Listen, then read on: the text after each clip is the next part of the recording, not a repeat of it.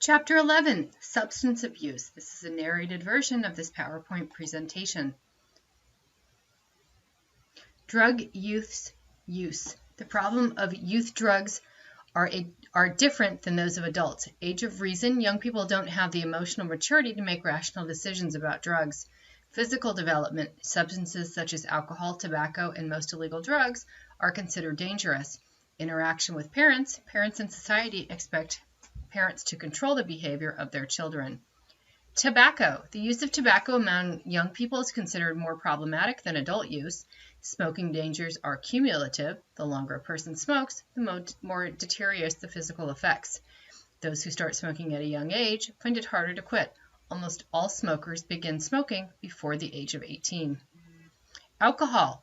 Alcohol is hard to keep away from children and teenagers because it's legal to consume for those over age 21. Is alcohol a gateway drug? Drug users constantly seek a more powerful high, and deviance causes deviance. Marijuana. The most commonly used illegal drug in the United States, marijuana is second only to alcohol and tobacco as the most commonly used substance by adolescents. Methamphetamine, often referred to as crank or ice, classified as a Schedule II drug, can be devastating for children and adolescents. A study of meth users in grades 6 through 12 found that meth users, regardless of shared characteristics, had far more police contact and legal trouble than drug users who didn't use meth. Inhalants include a number of products that can be found in ordinary household chemicals, relatively inexpensive and easy to obtain, aren't often recognized as parents as drugs. Prescription drugs, fourth most commonly misused substance among adolescents, often used in conjunction with other substances, especially alcohol. Three main categories: opioid painkillers, sedatives and tranquilizers, and stimulants. Performance-enhancing drugs, used to increase power, endurance, and strength, and can include testosterone, human growth hormone, erythropoietin, diuretics, and creatine. Other substances, the reason cocaine and heroin aren't usually associated with youth is because these drugs are usually expensive. Typically, youths don't have the resources to develop a dependency on these types of drugs. Why do young people take drugs? There's no single source of the juvenile drug problem in the United States. To prevent drug use among people and to offer treatment for those who do use drugs, it's necessary to understand the social pressures and personal motivation that encourage drug use. Why do young people take drugs? Peer pressure. Youth drug use is typically a group activity for several reasons: establishing identity, thrill-seeking, and shared intimacy. Family. Parents may set a poor role model by using cigarettes and becoming dependent on alcohol or prescription drugs, or rebelling against family norms, and the influence of the family on drug and alcohol use among their children may be unintentional. Neighborhoods.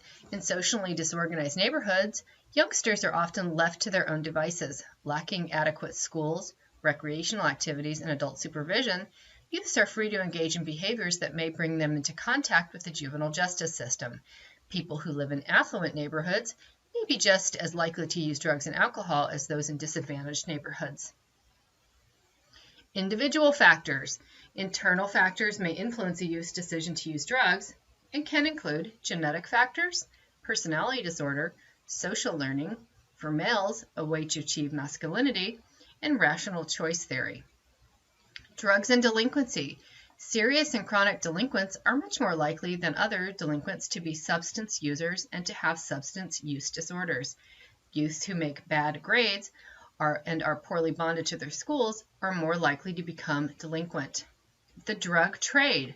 Selling drugs isn't as risky for young people as it is for adults. The juvenile justice system is geared more towards treatment than punishment. Violence is routine in the drug trade. Supporting a drug habit. Offenses can range from armed robbery to burglary to stealing money from parents. Proponents of drug legalization say there wouldn't be the amount of crime and delinquency if drugs were readily and cheaply available. Opponents of drug legalization say crime would increase if drugs were more available. Prevention and treatment. Drugs are a significant problem for young people.